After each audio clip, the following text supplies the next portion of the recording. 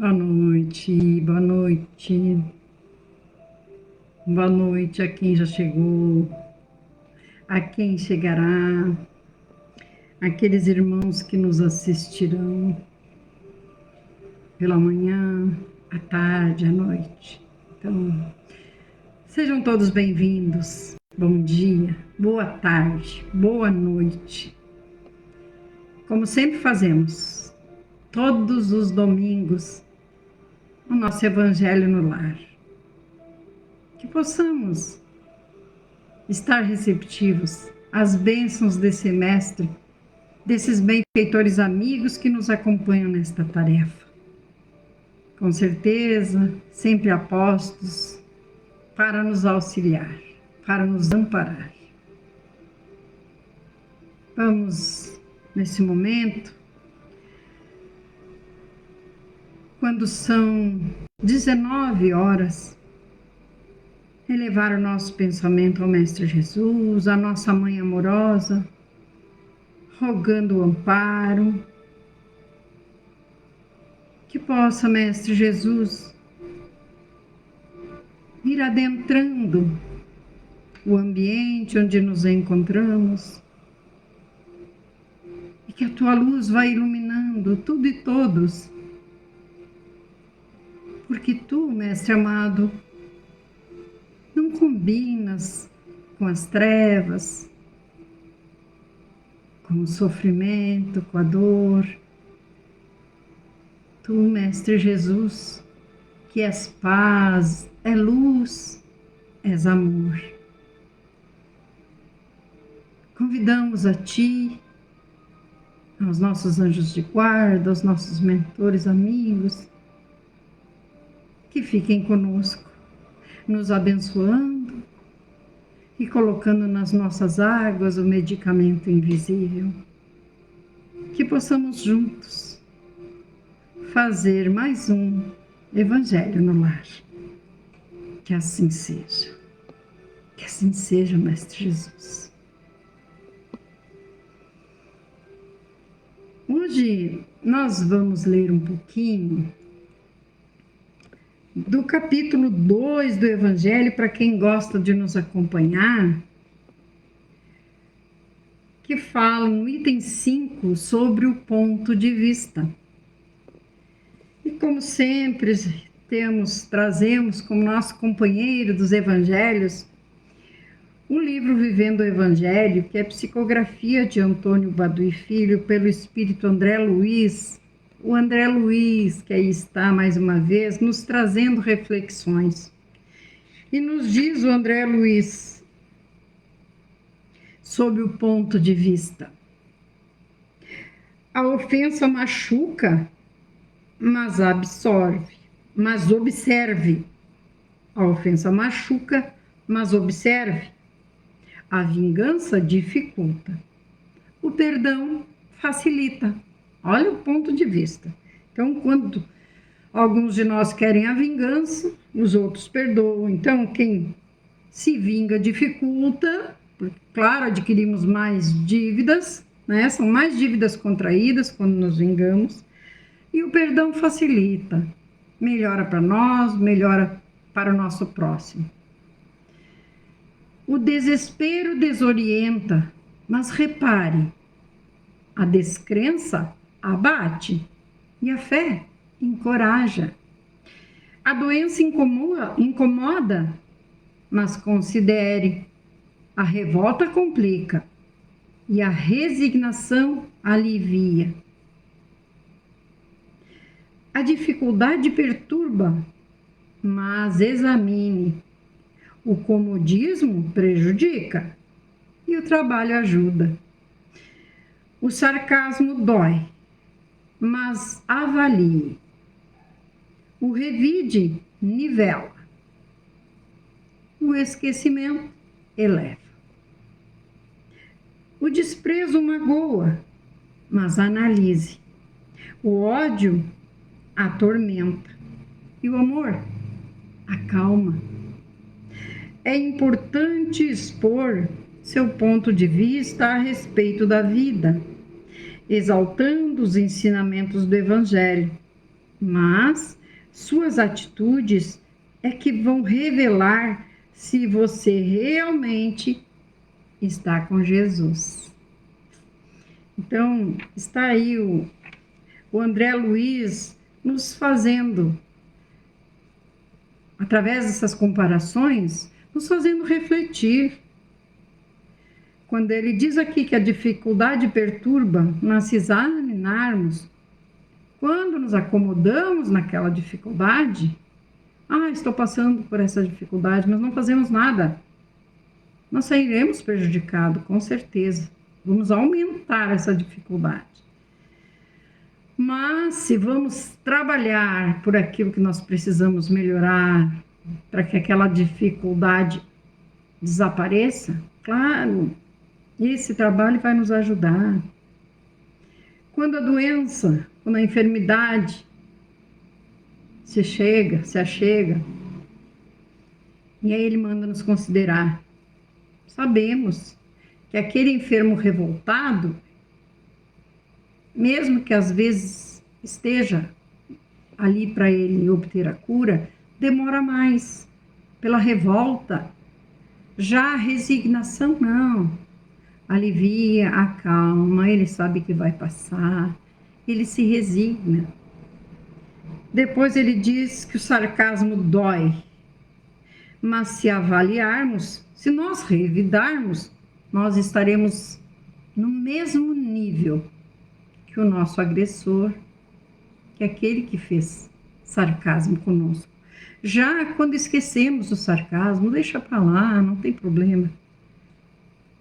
Ficaremos mais elevados, um pouquinho mais do que o nosso irmão. Então, bastante coisa assim sobre o ponto de vista, André Luiz sempre nos auxiliando. E aí nos diz o Evangelho, no seu capítulo 2, no item 5, o ponto de vista. A ideia clara e precisa que se faz da vida futura dá uma fé inabalável no porvir. E essa fé tem imensas consequências sobre a moralização dos homens. Ela muda completamente o ponto de vista sob o qual eles encaram a vida terrestre. Para aquele que se coloca, através do pensamento, na vida espiritual, que é infinita, a vida corporal não é mais que uma passagem, uma curta estação num país ingrato.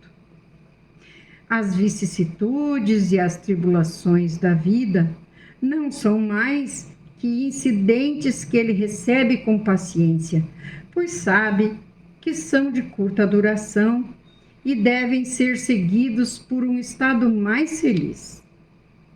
A morte não é mais algo assustador, não é mais a porta do nada, mas a da libertação, que abre ao exilado a entrada de uma morada de felicidade e paz. Sabendo que está num lugar temporário e não definitivo, encara as preocupações da vida com mais indiferença, e disso resulta-lhe uma calma de espírito que abranda a amargura daquela. Pela simples dúvida sobre a vida futura, o homem torna a levar todos os seus pensamentos para a vida terrestre. Incerto sobre o porvir, ele dá tudo pelo presente, não entrevendo bens mais preciosos que os da terra.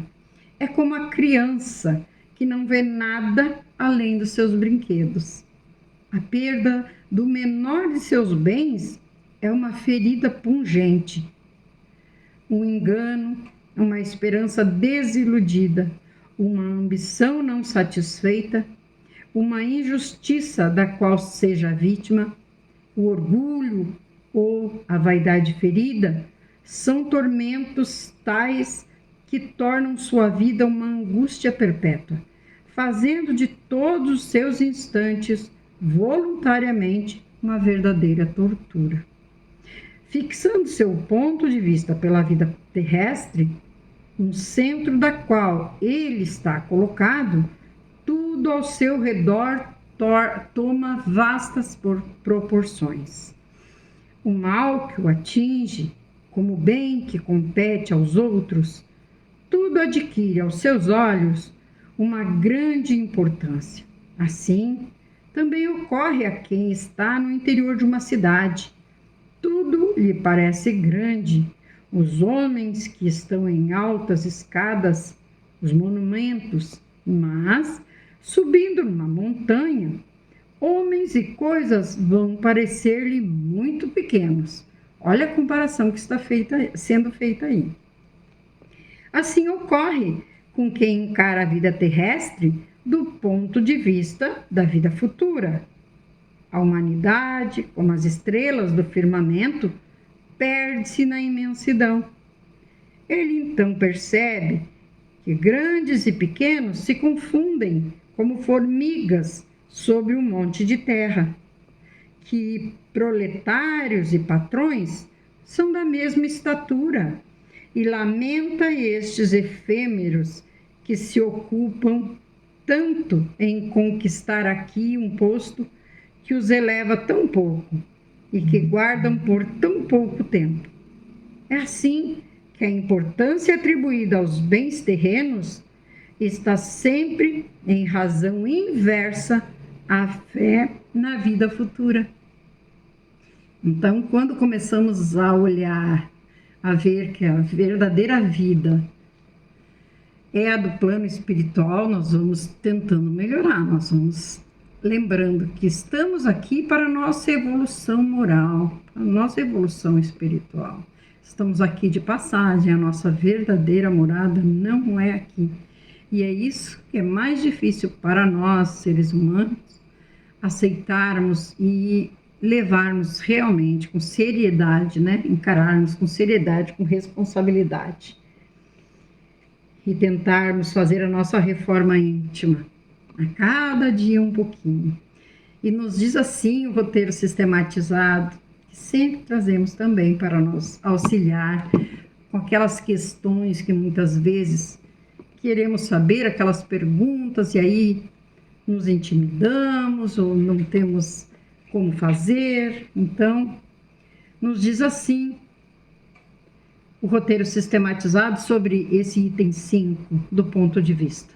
Por que é importante termos uma ideia clara e precisa a respeito da vida futura?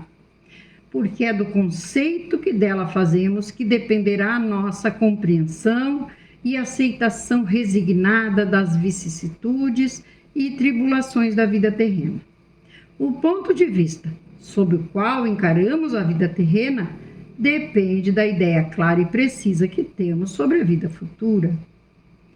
Então, quando nós só temos a visão estreita, só pensamos aqui na Terra, claro que nós vamos só querer o que é material, não pensando no futuro, mas se pensamos no futuro é só no lado material também.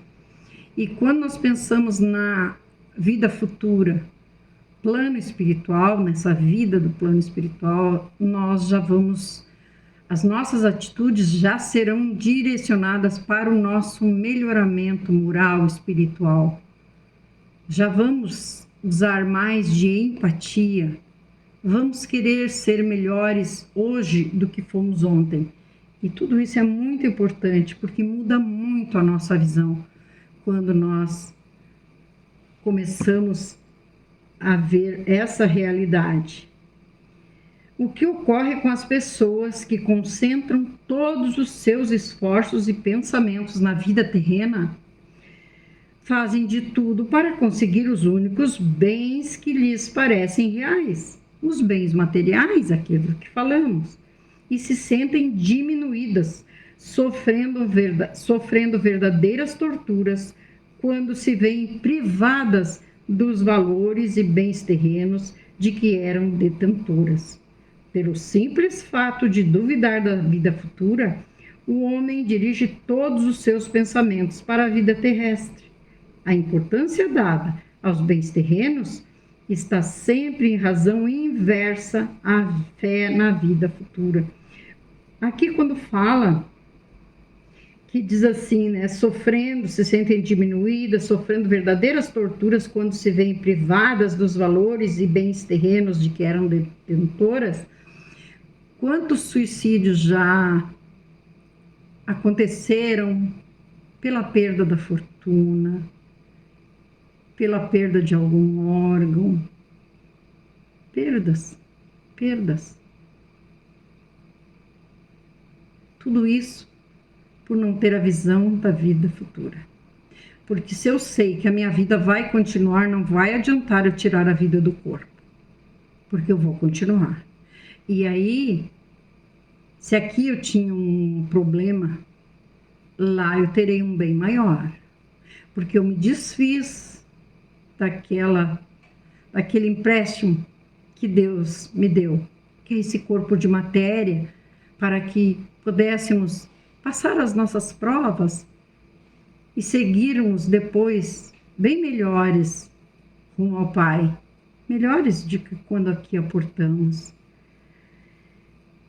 E quando damos mostra de nosso apego aos bens e valores terrenos, quando nos atormentamos facilmente diante dos incidentes da nossa vida presente, tais como uma decepção, uma ambição insatisfeita, uma injustiça de que sejamos vítima, o orgulho ou a vaidade feridos por uma circunstância qualquer, etc. Aqui também, quando fala de decepção, desilusão, também.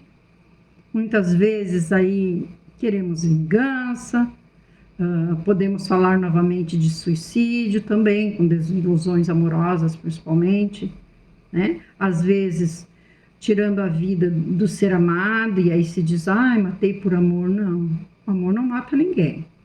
O amor não faz matar, o amor faz amar. E quando nós amamos alguém, nós queremos ver esse alguém feliz. É difícil? É difícil quando esse alguém que amamos se sente feliz junto a outra pessoa. Então, nós precisamos nos burilar.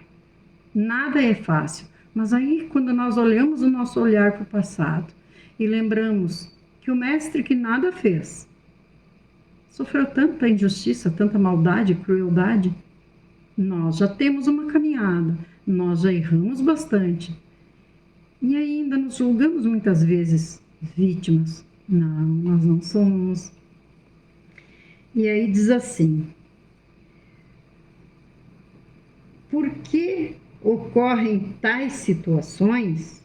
Ocorrem porque os homens interpretam a vida futura sob o ponto de vista de sua vida corpórea. Dessa forma, o mal que os aflige e o bem que atinge os outros tomam vastas proporções. É o que os torna infelizes. Aquele que se acha no interior de uma cidade, tudo lhe parece grande. Assim, os homens que ocupem as altas posições, como os monumentos. O que sucede ao que encara a vida terrestre do ponto de vista da vida futura, percebe que os homens e as coisas são bem pequenos diante da imensidade, e os lugares e posses materiais conquistados são efêmeros, são passageiros, e pouco os elevarão espiritualmente. Percebe então que grandes e pequenos estão confundidos entre um montículo de terra. Segue-se daí, então, que o homem deve suportar seus sofrimentos acomodado porque acredita na vida futura? Não é isso. Não é bem assim. Pois a sua felicidade decorre do esforço que fizer hoje por se melhorar, por melhorar tudo o que estiver ao seu alcance e para aceitar com resignação o que não depende de si. Muito importante isso, né, meus irmãos? Porque muitas vezes nós sofremos, especialmente pelos nossos familiares. E aí nós começamos, nós não estamos sendo egoístas quando nós auxiliamos da parte que podemos auxiliar, E quando não podemos, nós temos a oração a nosso favor. Podemos orar pelos nossos irmãos, mas ficar sofrendo, sabendo que cada um de nós tem o seu resgate, tem a sua parcela, a sua cota para passar, a cota de dor, de sofrimento, todos nós temos. Ninguém passa ileso aqui. Então, vamos parar com o sofrimento desnecessário. Vamos nos resignar, orar, pedir por nossos irmãos, pedir sempre ao Mestre Jesus. Isso nós podemos fazer tudo o que está ao nosso alcance, não é virar as costas para o nosso irmão. Fazer tudo o que está ao nosso alcance e orar. Porque senão, ao invés de um doente, nós vamos ter 2 doentes, 2 enfermos, 2 com problemas, não é assim? Então vamos pensar um pouquinho. Não, a minha cota, o meu irmão não vai poder passar por mim, mas eu também não vou poder passar a cota dele com ele. Então é assim, não é deixar de amar, não é amar, sempre amar, mas não sofrer aquilo que não nos cabe. Aí depende de nós. E isso não é egoísmo. Vamos deixar claro, não é egoísmo. Nós fazemos tudo que está ao nosso alcance, fazemos oração. Até aí, a cota do nosso irmão para o nosso irmão, a nossa cota para nós. E aí diz assim: o mérito depende de como o homem se comporta diante ou na carência dos bens materiais. Quer dizer, quanto mais eu sofro, mais materialista eu sou, quando eu perco alguma coisa material e fico no desespero. Não nos cabe, pois, a deserção pela atitude contemplativa, e sim avançar confiante para o grande futuro. Isso nos disse Emmanuel no livro Pão Nosso. Então, não é nós ficarmos ali parados, né? Estacionados. Isso vai passar. Não, vamos batalhar, vamos fazer tudo que estiver ao nosso alcance, por nós e pelos nossos irmãos. Não é ficar numa atitude contemplativa, como disse Emmanuel, mas seguir em frente, confiantes, vai passar. Vamos pensar no futuro, com esperança, com fé, num futuro melhor. É só isso, bem simples. E diz assim: a crença na vida futura faz com que as pessoas se desinteressem pela vida material? Não. Os que creem na vida futura sabem que foram colocados na Terra pela providência divina e que devem, portanto, trabalhar para melhorar todas as coisas. O instinto do progresso e da conservação está nas leis da natureza, levando o homem a se esforçar por melhorar o seu bem-estar. Então, não é que a gente se desapegue e pronto, não. Isso é a ordem natural das coisas. Nós queremos progredir. Se nós podemos ter uma vida melhor, o Pai não é contra, Deus não é contra. Vamos usufruir sim daquilo que temos. Nós só não podemos, não devemos dar maior valor aos bens materiais do que os bens morais, que é a nossa melhor conduta, melhor atitude. Usar de amor, de caridade, de fraternidade, humildade, solidariedade, tem bastante idade para nós colocarmos em prática nos ensinamentos de Jesus. Então, não é largar mão de tudo que é material, não é não valorizar, batalhamos, trabalhamos, conseguimos algo melhor, podemos usufruir, sim. Deus não é contra. Ele só não quer que nós valorizemos demais, como muitos irmãos aí perdem alguma coisa, tiram a vida do corpo. À medida que a compreensão sobre a vida futura aumenta, de que modo as pessoas passam a encarar os bens terrenos como elementos que servem para contribuir ou facilitar o seu progresso moral, embora não de modo essencial, passam a compreender que podem usufruí-los sem, no entanto, deter a sua posse e, por isso mesmo, não lhes dão tanta importância, procurando não se apegar a eles. Deus, conseguintemente, não condena os gozos terrenos, condena, sim, o abuso desses gozos em detrimento das coisas da alma.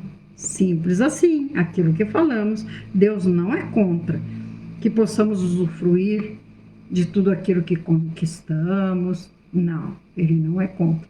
Só que a gente não dê mais valor a esses bens do que a parte do espírito, daquilo que realmente nós vamos levar. Nós não levaremos nada de material, apenas nosso espírito vai sobreviver, o resto fica aqui. Então, o que estamos fazendo? Será que estamos pensando na nossa vida futura mesmo? Encerramos aqui mais um Evangelho no Lar. Uma boa noite para aqueles que eu não vi entrar, para aqueles que virão depois. Lembrando que temos atendimento fraterno no Messenger. Temos também um Evangelho às quartas-feiras, das 15 às 15h30. Né? Temos as irradiações diárias para os enfermos do corpo e da alma. Então, pode se inscrever no canal se tiver interesse e recebe todo dia, às 6h20 da manhã, a oração para iniciarmos o nosso dia em conexão com esse Mestre amoroso, com essa Mãe que nos envolve no seu manto de luz.